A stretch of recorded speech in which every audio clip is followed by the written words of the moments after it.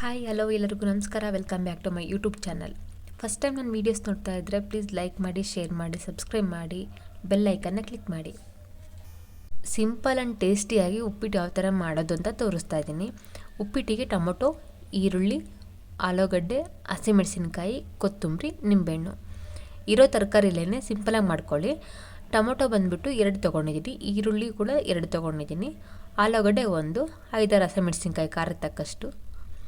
ಈಗ ಒಂದು ಬಾಣಲಿಗೆ ಸ್ವಲ್ಪ ಎಣ್ಣೆ ಹಾಕ್ಕೊಂಡ್ಬಿಟ್ಟು 1 ಸ್ಪೂನಷ್ಟು ಹಾಕ್ಕೊಳ್ಳಿ.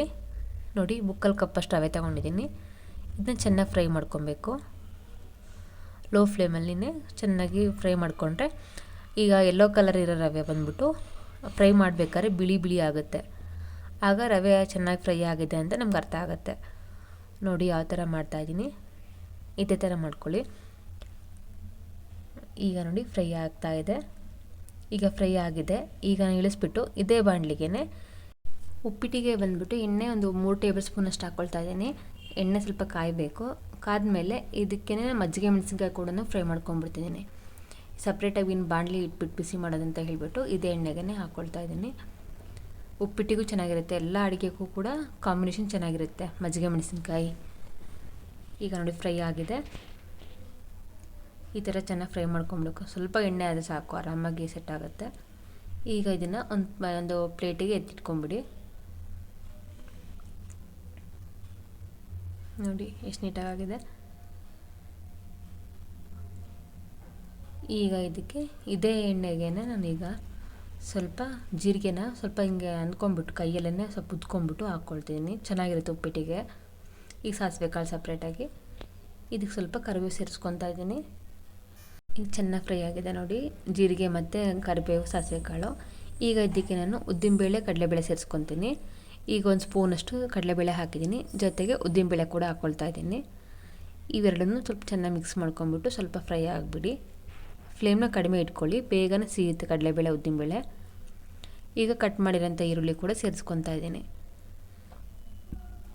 ಇದೆಲ್ಲ ಸ್ವಲ್ಪ ಫ್ರೈ ಮಾಡ್ಕೊಳ್ಳಿ. ಈಗ ಇದ್ರ ಜೊತೆಗೆ ನಾನು ಮೆಣಸಿನ್ಕಾಯಿ ಕಟ್ ಮಾಡಿದ್ದೀನಲ್ಲ, ಮೆಣಸಿನ್ಕಾಯಿ ಕೂಡ ಹಾಕ್ಕೊಳ್ತಾ ಇದ್ದೀನಿ. ಈಗ ಸ್ವಲ್ಪ ಫ್ಲೇಮ್ನ ಕಡಿಮೆ ಇಟ್ಕೊಳ್ಳಿ. ನೋಡಿ ಈ ಥರ ಫ್ರೈ ಆಗಬೇಕು. ಇಲ್ಲಪ್ಪ ಅಂದರೆ ಹಂಗೇ ಸೀದೋಗ್ಬಿಡುತ್ತೆ ಕಡಲೆಬೇಳೆ, ಉದ್ದಿನಬೇಳೆ. ಈಗ ಸ್ವಲ್ಪ ಆಲೂಗಡ್ಡೆ ಕೂಡ ಮಿಕ್ಸ್ ಮಾಡ್ಕೊಂಡಿದ್ದೀನಿ. ನೋಡಿ ಸ್ವಲ್ಪ ಉಪ್ಪು ಸೇರಿಸ್ಕೊಬೇಕು, ಅಂದರೆ ಸ್ವಲ್ಪ ಬೇಗನೆ ಫ್ರೈ ಆಗುತ್ತೆ ಆಲೂಗಡ್ಡೆ, ಈರುಳ್ಳಿ ಅಂತ ಹೇಳಿಬಿಟ್ಟು. ಆಮೇಲೆ ಬೇಕಾದ್ರೆ ಸ್ವಲ್ಪ ನೀರು ಹಾಕಿದ್ಮೇಲೆ ಉಪ್ಪು ಸೇರಿಸ್ಕೊಳ್ಳಿ ಜಾಸ್ತಿ ಬೇಕಂದರೆ. ಈಗ ಟೊಮೆಟೊ ಕೂಡ ಆ್ಯಡ್ ಮಾಡಿದ್ದೀನಿ.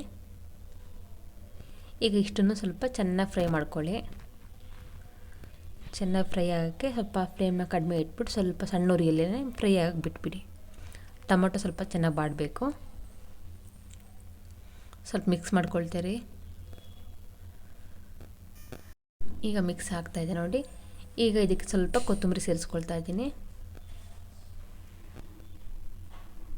ಇದನ್ನು ಸ್ವಲ್ಪ ಮಿಕ್ಸ್ ಮಾಡ್ಕೊಳ್ಳಿ.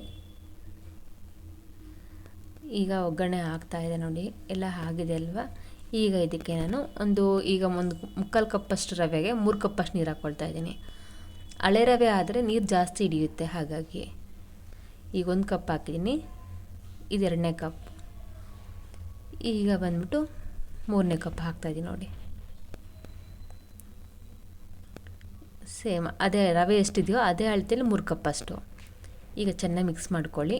ಉಪ್ಪು ಆಗಿದೆಯೋ ಇಲ್ಲ ಒಂದು ಟೈಮ್ ಚೆಕ್ ಮಾಡ್ಕೊಂಬಿಡಿ. ನಿಮಗೆ ಇಲ್ಲಾಂದರೆ ಕುದಿ ಬಂದಾಗ ಕೂಡ ಟೇಸ್ಟ್ ಚೆಕ್ ಮಾಡ್ಕೊಬೋದು. ಈಗ ಕುದಿಯೋಕ್ಕೆ ಬಿಟ್ಬಿಡಿ. ಚೆನ್ನಾಗಿ ಸ್ವಲ್ಪ ಫ್ಲೇಮ್ನ ಜಾಸ್ತಿ ಇಟ್ಬಿಟ್ಟು ಕುದಿಯೋಕ್ಕೆ ಬಿಟ್ಬಿಡಿ. ತರಕಾರಿಯೇ ಜಾಸ್ತಿ ಏನಿಲ್ವಲ್ಲ, ಹಾಗಾಗಿ ಬೇಗನೆ ಇದು ಬಾಯ್ಲ್ ಆಗಿರುತ್ತೆ. ಈಗ ರವೆ ಸೇರಿಸ್ಬೋದು ಇದಕ್ಕೆ.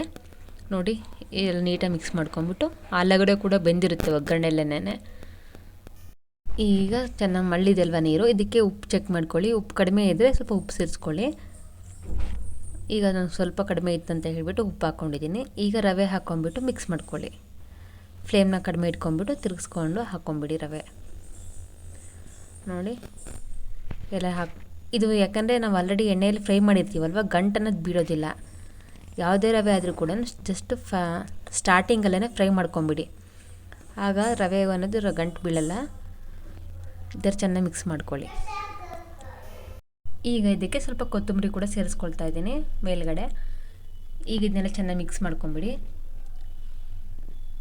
ಈಗ ಕುದಿಯೋಕ್ಕೆ ಸ್ಟಾರ್ಟ್ ಆಗಿದೆ ಅಲ್ವಾ, ಮಿಕ್ಸ್ ಮಾಡ್ಕೊಂಬಿಟ್ಟು ಈಗ ಇದಕ್ಕೆ ನಿಂಬೆಹಣ್ಣು ಹಿಂಡ್ಕೊತಾ ಇದ್ದೀನಿ ಲಾಸ್ಟಿಗೆ. ಟೊಮೊಟೊ ಕಾಯಿ ಅಂತದ್ದು ಹಾಕಿದ್ರೂ ಚೆನ್ನಾಗಿರುತ್ತೆ ಉಪ್ಪಿಟ್ಟು. ನಿಂಬೆಹಣ್ಣು ಬಂದ್ಬಿಟ್ಟು ಒಂದು ಫುಲ್ ಹಾಕ್ಕೊಳ್ತಾ ಇದ್ದೀನಿ.